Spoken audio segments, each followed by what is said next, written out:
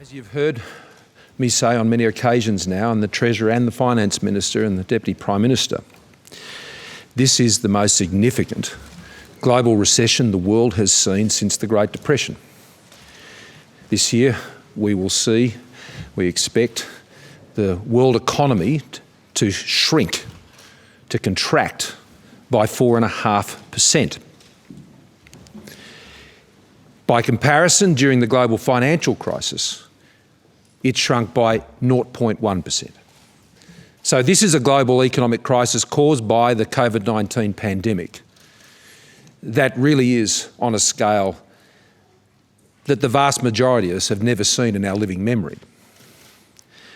But what makes it different, I think, from the Great Depression is that this global economic crisis is happening in a truly globally interconnected real-time economy. We have not seen this scale of disruption occur in our global economy in a way that the effects can be so quickly transmitted. There is not a corner of the world today that has not been touched by this COVID-19 pandemic or the economic tragedies that have followed it. Australia has always been a country that has looked not just amongst its own, but beyond for our economic opportunities. We have always been an outward-looking country, a nation that has backed itself to make its way in the world, to lead, to set example, to get ahead, to trade, to welcome people from all around the world. We are the most successful multicultural immigrant nation in the world. And I wouldn't say arguably, I would say definitively. That's who we are. We know we don't get rich selling stuff to ourselves. We know that the opportunities and the growth, the jobs that are necessary, not just today, but into the future, depend on a resurgent global economy. There are many things we can do here, as we did on Tuesday night as part of our budget for the recovery from the COVID-19 recession and to build our economy for the future. Things that address matters here in our domestic economy and to get that firing up again. But Australia will always be limited by the growth and the performance of the global economy. And that's why we're interested in those issues. That's why we're engaged in those issues. And the OECD is the gathering. And a gathering, I would say, that is more important than I think it has ever been during its time. Because it brings together the liberal democracies and market-based economies of advanced countries all around the world.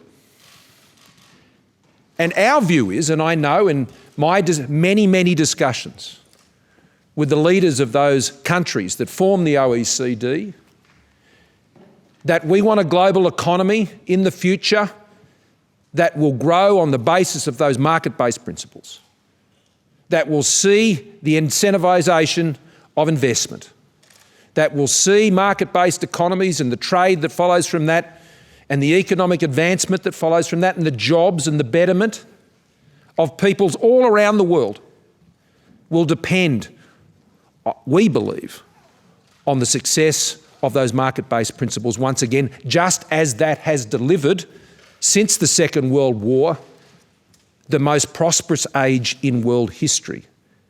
But that is now under threat. And those same market-based principles are the same ones that will again recover the global economy. It is the pandemic that has caused this recession. It is not some global failure of capitalism or market-based principles, quite the contrary. The world economy got shut down because of a health pandemic. And we're going to grow our way back out of it. And the way that is going to happen globally is through the return and the nourishment of those market-based principles that are so evident in the liberal democracies of the world today. The OECD has played an incredibly important role on so many issues in which Australia has been a key participant. The base erosion and profit shifting, the taxation of multinationals, all of these important international principles that govern and help drive our global economy. The OECD plays a especially important role in supporting the work of the G20, of which Australia has been a very active member. And so we believe that as the Secretary-Generalship of the OECD is coming up after many, many years, and I pay tribute to the work of Uncle Geria, who has led that organisation for many years. I've met him on numerous occasions, and he's done a fantastic job, and we've worked well with him. And I've thanked him personally for the great job that he's done. We believe the OECD needs the sort of leadership that we think an Australian can provide.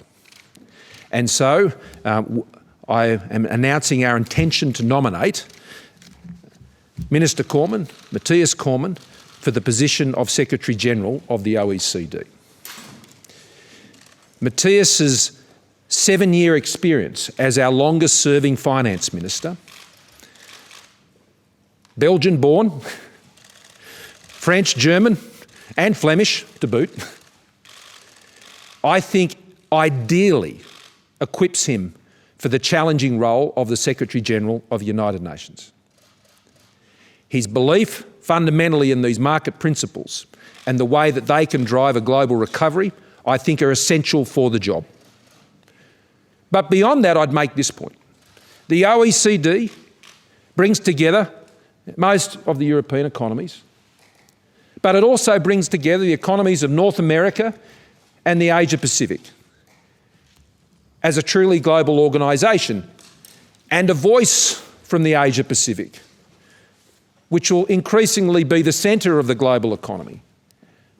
A voice that understands this region as well through our traditional relationships with both Europe and North America, we think is just what the OECD needs. Australians have an ability to work with everyone, to get on with everyone, to find the way through, to be practical, to bring people together, and to support the many global organisations of which the OECD would work, particularly the G20. And so that's why I'm very proud. After Mathias had indicated that he was intending to retire at the end of this year, I approached him about whether he'd be interested in us putting him forward as our nominee for the OECD Secretary-Generalship. And I was very pleased that he agreed, because I can think of no finer candidate that Australia can put forward with his experience, with his skills. He has accompanied me and former Prime Ministers as we've attended the G20 meetings. He has participated in all these high-level meetings in the past and is well known, not only in North America and the Asia Pacific, but particularly well known in the big economies in Germany and France and the United Kingdom, but also in the economies of Netherlands and of course, his home of his birth. And he is well respected and he is well known. I have had numerous conversations over these past many months discussing Mathias's candidacy, and it has been well received, but of course it'll be the usual process. We will do our very best, and it's important that Mathias is in a position to be able to be there for that process in November. And so, at the end of this month, on the 30th of October, Mathias will formally retire from the Senate and from his position as Minister for Finance, and then we will move immediately to formally nominate him for that role. I have already advised the leaders of the OECD nations of our intention to make that nomination, and as I said, it's been well received. Of course, Mathias's departure at that time necessitates us making a number of other important decisions. And Senator Simon Birmingham will become the leader of the government in the Senate after Mathias retires at the end of this month, and I congratulate Simon on that appointment. He will also be sworn in as Minister for Finance from the time of Minister Cormann's retirement. He will continue in that role, and as well as his current role, as there are many issues that continue in the trade agenda, not the least being the EU and the UK Free Trade Agreement, which he will continue to lead. And as I've already flagged, at the end of this year, I'll be making further announcements about any further changes to the ministry lineup at that time after Parliament has risen at the end of this year. Simon's promotion also necessitates the appointment of a new deputy leader of the government and the Senate, and that will be Senator Michaelia Cash, and I congratulate Senator Cash on that appointment. I've worked with both Simon and Michaelia over many, many years, and I'm pleased to be able to appoint them to these very important roles within the government. That will ensure the strong continuity of what the government is doing, the implementation of our budget. Of course, Minister Cormann will continue on in that role, as you couldn't drag him away from it, to appear in those final 2 weeks of Senate estimates, which may be even more closely watched than usual, and perhaps even more than his appearance on Matters Hell last night on the ABC, which I'm sure some of us saw. So congratulations to you, Michaelia, and to you, Simon, but particularly Mathias. Today is not so much about those appointments, as I know my colleagues know. It is about Australia, as I flagged last year, last October, when I spoke to the Lowy Institute, that we would take a position, we would take an interest in the areas where we thought we could add the most value. And we believe this is an area where we can add that value. And I know Mathias Cormann is just the person to ensure that we will add that value should we be able to get the support of the requisite members of the OECD to do that job. Mathias. Thank you very much, Prime Minister. It's a great honour to be nominated as Australia's candidate for the position of Secretary General of the OECD. I thank the Prime Minister for showing such faith in me. The OECD is without any doubt one of the most consequential international economic policy and governance bodies in the world today. Through its work over the past 6 decades, it makes a difference to the lives, the daily lives of billions of people all around the world. The OECD helps to improve living standards, build social cohesion, strengthen environmental performance, not just in its own member countries, but through its work in countries all around the world more broadly. It does so by sharing information, developing policy best practice, agreeing standards and norms to help facilitate the operation of a free market, and by sharing norms and standards which help to promote growth and productivity. As we confront the economic impact of the global COVID recession, this is going to be a particularly important time in the history of the OECD. The importance of practical cooperation has never been greater. Whether when dealing with the pandemic, the challenge of climate change, education and skills needs, the promise and challenges of the digital economy, and narrowing differences on taxation policy. These are big challenges, and I have accepted this nomination because I believe I can make a real difference. I believe I bring a combination of the right skills and experiences, and perhaps a rare perspective to an organization made up of 38 nations from Europe, the Americas, the Asia Pacific, and the Middle East. I have shared my life in equal measure between Europe and the Asia Pacific. The first half in Europe, growing up in the German-speaking part of Belgium, and graduating with a law degree after studies in French, Flemish, and English. So I hope you'll indulge me if I make some other remarks. Pour nos amis francophones à travers l'OCDE, en ces temps difficiles, l'OCDE est plus importante que jamais pour maximiser la force de la récupération économique et des emplois mondiaux, pour renforcer la résilience économique et pour reparvenir à une croissance durable du niveau de vie. Ce serait un grand honneur de diriger l'OCDE au nom de ses membres et de soutenir ses efforts visant à générer une croissance durable du niveau de vie. Und für unsere deutschsprachigen Freunde in der OECD. Die Arbeit der OECD ist in diesen So just while Mathias Cormann speaks there, let me just tell you what Scott Morrison announced. He has asked Labour to support him in nominating the Finance Minister there, you see, Mathias Cormann, to become the next Secretary-General of the Organisation for Economic Cooperation and Development, the OECD. So Mathias Cormann accepting that. We knew that he was going to leave his post at the end of October, and the other announcements then from the Prime Minister is that Michaelia Cash will step in as the government deputy Senate leader. That will be her new role. And Simon Birmingham will take over the finance portfolio. Let's go back to him. That you have shown in me by nominating me on behalf of Australia for this position. And may I also close in congratulating my friends and colleagues, Senator Birmingham and Senator Cash, on their nominations to become the leader and the deputy leader of the government in the Senate.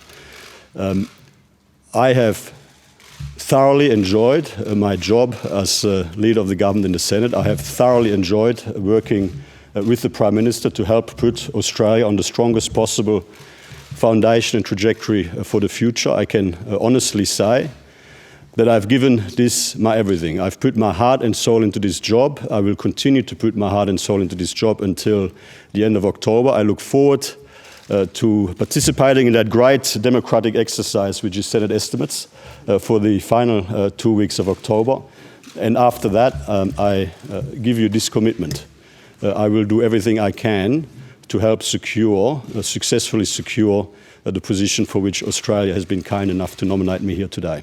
Well, thank you, Mathias. Now, we won't go to further comments today. I mean, we are pressed for time today with Parliament sitting, so we can take a few questions. You can ask them in English, French or German. I'll let Mathias take the French and German ones. Phil. There's a sort of growing field of candidates for this job. The Estonians, the Canadians, I think Americans and Swedes. You've asked Anthony Albanese, as I understand it, for bipartisan support to give Senator Cormann maximum chance. There are some people in Labor who are still bitter about Kevin Rudd not being approved by the coalition government for the United Nations job in 2016. What is your message to those people in Labor? Why is this different? Consider every candidate on the merits, and I know Mathias has gained the respect of members all around this place. And I think that will be demonstrated today as, whether it's today or at a later time, Mathias, make a final statement in the Senate chamber. And I think what we'll hear today are earned tributes to Mathias's role and the way that he's conducted himself, not just as a fine minister, our longest-serving finance minister, but also the way he's conducted himself as a member of this parliament, and in particular the Senate, which he's led on behalf of the government, and he's earned the respect of his colleagues. So it really is a matter for the Labor Party. I'm not going to make any statements on their behalf. I had a discussion with the Leader of the Opposition earlier today. And I know that Mathias has also had a discussion with the Leader of the Opposition in the Senate, so I'll leave their response to them. Senator Cormann, can I just ask you a quick budget question? Are you Yep. Chris? Is it your view that leadership of these international organisations, not just the OECD but the UN, is more important now because there is a real contest of ideas between liberal democracy and market-based economy and a more authoritarian view of the world? Well, I set this out in my speech to Lowy a year ago, and my argument there is that, yes, there are a lot of contestable views. And in our global economy today, things are far more interconnected than they used to be. And I think these issues have profound importance for the well-being of people all around the world. And so these are important organisations through which we will have our participation. What I said a year ago is that we had to focus that effort. And liberal market-based democracies had to focus their efforts too in that process. And through the course of this pandemic, That has been a keen topic of conversation, whether it's with the Prime Minister of the United Kingdom or the Chancellor of Germany, the President of the United States, the Prime Minister of Canada, the Prime Minister of Japan, the President of Korea. All nations I've had extensive discussions about these issues, and of course the President of France. The way we do things as liberal market-based democracies and economies, I think, holds the answer to the problems the world faces today. And I have great confidence about that because I know the generational prosperity that has been delivered by that process over a very long time. So it is time to turn up and to make those cases respectfully as part of global organisations. Yes, I'm going to Alani because he's also the Senator for Western Australia, and I think that gives some priority to the West Australian. Senator Cormann, how confident are you that you'll be able to convince the other countries that Australia is the best country to lead the OECD? And how will you transition from moving from Perth to Paris?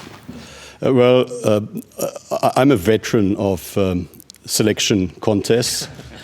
And rule number one, never take anything for granted. I look forward to working as part of a strong team, Team Australia, to put our best foot forward, to put our case, both in terms of our proposed agenda as well as in terms of my own personal credentials. And then it will be a matter for the decision makers to make a judgment on who they think is best equipped to lead the OECD moving forward. In terms of the latter part of the question, the other thing I've learned as a veteran of selection contests is never to get ahead of myself. So I'm not going to think about these sorts of things. If we are successful in securing the consensus across the OECD membership, I'm sure that there'll be enough time to consider these matters. Congratulations on your nomination, and hearty congratulations making matters hell last night. You've really made it. When it comes, there might be another job now for Darius. He'll be relieved. Yeah, perhaps. When it comes to the candidacy, though, how do you lobby for yourself? Will you have to travel to Europe? Because it's a very Euro-heavy organisation, OECD. And secondly, on the subject of climate change, you have had it has been a prickly subject for you over the years, carbon pricing and the like. Where will you stand on that when it comes to talking about climate change to some of those European nations? Thank you very much for those questions, Andrew. Firstly, clearly in these coronavirus impacted times, it's going to be logistically somewhat more difficult to get around all of the 38 members of the OECD, including Costa Rica, which has recently started the process of joining. I will make my way to Europe in November. That is the intention, which is why the Prime Minister has indicated the transitional arrangements he has to free me up to give that like my everything. I'm going to try and engage, and our colleagues, across the Australian government will try and engage with as many of our friends across the OECD as possible to make our argument and to put our case. And in the end, it'll be up to them to make a decision. In relation to climate change, the discussion in Australia has not been, as far as we're concerned, about whether or not we're committed to effective action on climate change. We are. The debate in Australia has always been about what the best method was to most effectively and most appropriately from an economic point of view achieve the best possible emissions reductions in an economically sensible fashion. And if you look at our track record in Australia, we have not just met but exceeded our emissions reduction targets agreed to in Kyoto. We are on track to meet and exceed our emissions reduction targets agreed to in Paris. We are committed to the Paris Agreement. Nous sommes attachés à l'accord de Paris. We are committed to the Paris Agreement, and we are committed to meeting our emissions reduction targets. And I know that there's always a lot of commentary which with great respect, is not always as well informed as it should be. Australia's performance when it comes to investment in renewable energy, for example, is outstanding. Is better than that of many of the European countries who are perceived to be the leaders in this field.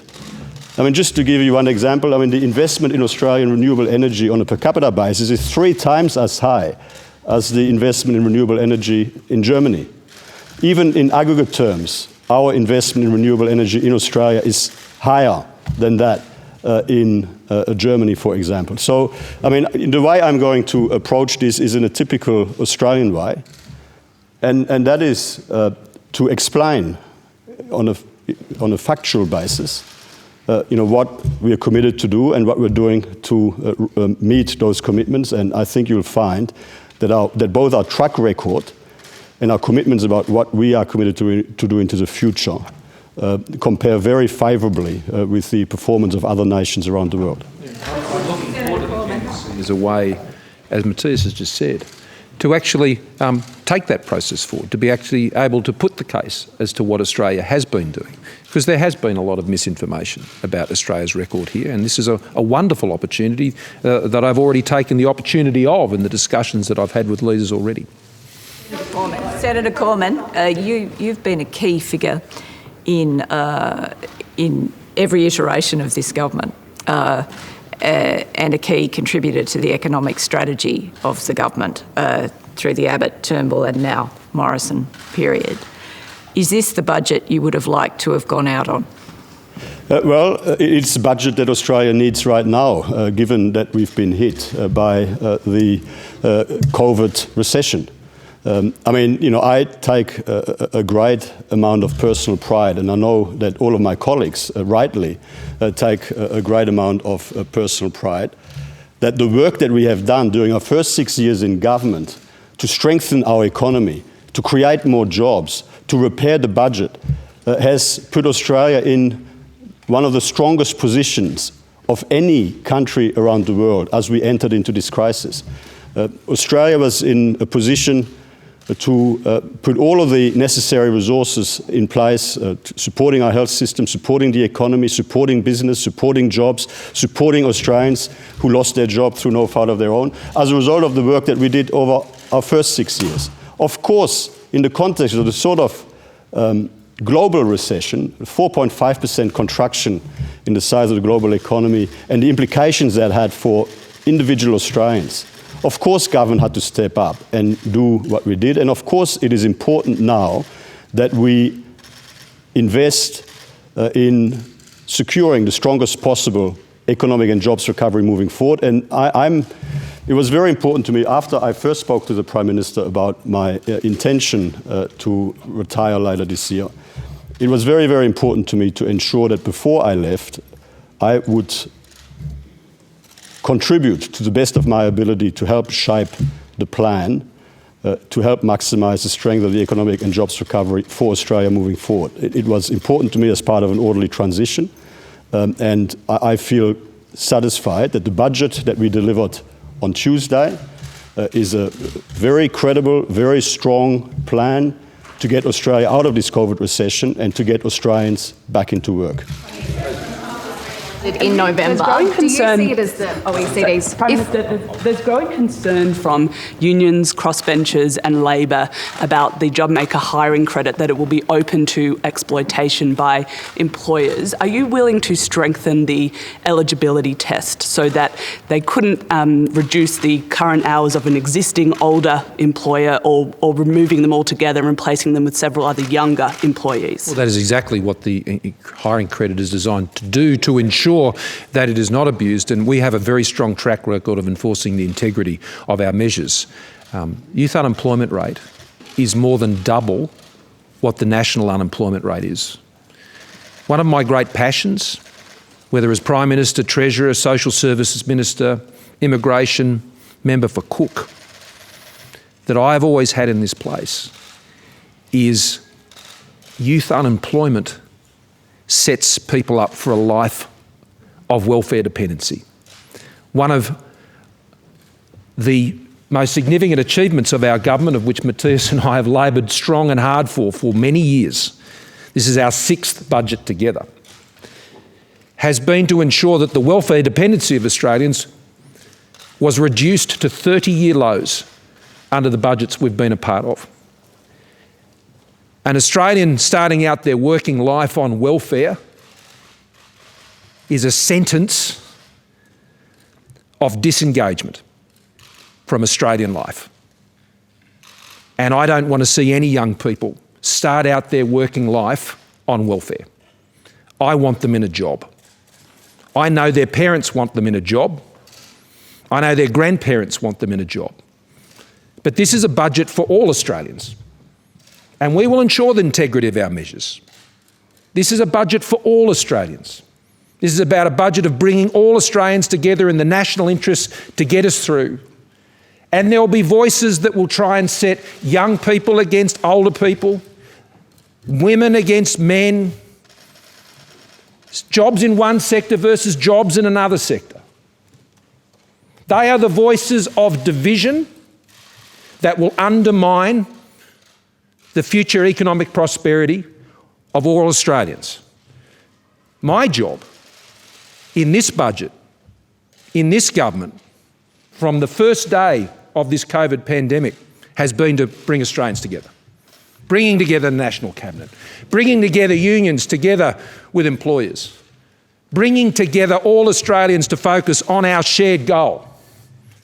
So you will hear the voices of disruption, of division, people who have come to this place to fight, not to build.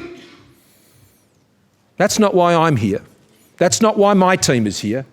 That's not what this budget is about.